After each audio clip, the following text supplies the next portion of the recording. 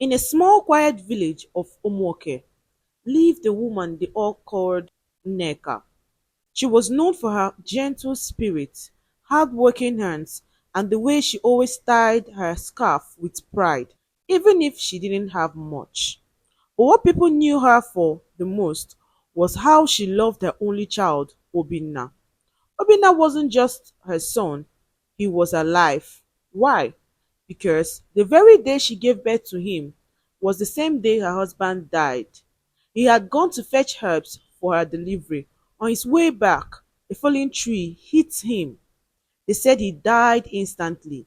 So when Obinna entered the ward crying, his father had already stopped breathing. That day, Nneka held her newborn close to her chest and said, "You are not just my son, you are my husband, my brother, my protector, my friend. I will raise you with everything in me." Life wasn't easy.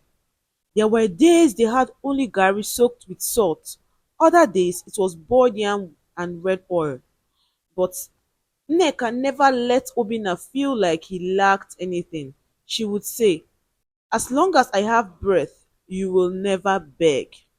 From the age of 7, Obinna started following her to the farm. By 10, he was helping her fetch firewood, and every night, without fail, Nneka would lay her hands on his head while he slept and whisper, "It shall be well with you. God will reward you. You will never suffer like me." One afternoon, while Obinna was coming back from fetching palm fruits, he met his old friend Somto at the junction.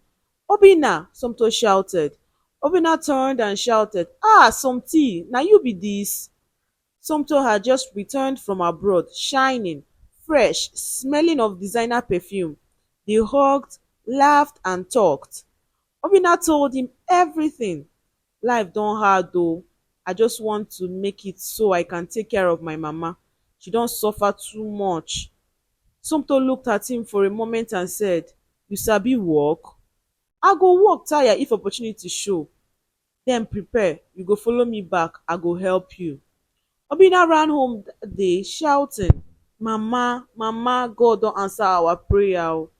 Within months, papers were arranged. Tears flowed the day he was leaving.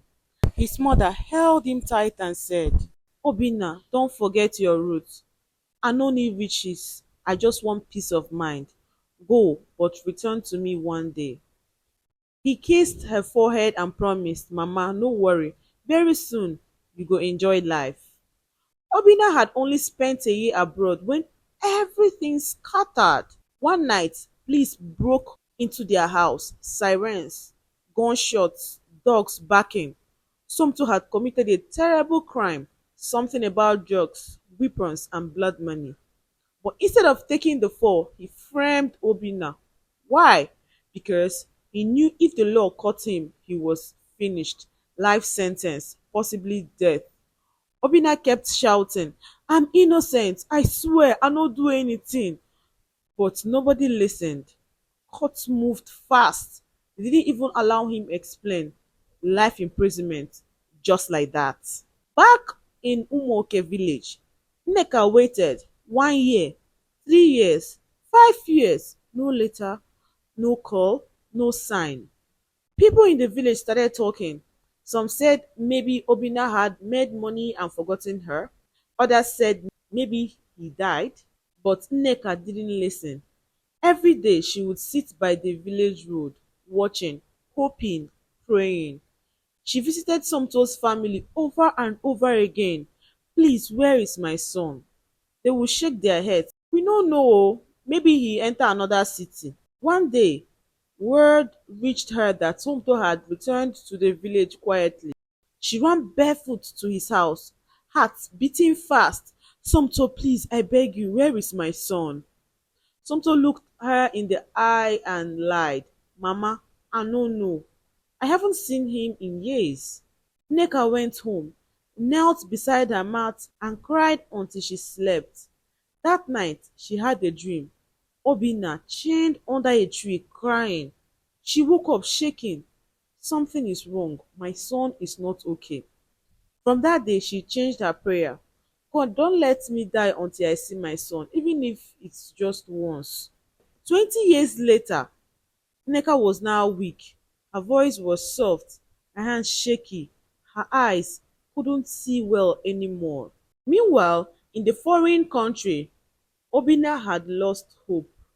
He hardly spoke, his body lean, his hair was grey, but every night he closed his eyes and remembered his mother's voice. It shall be well with you. One day, chaos broke out.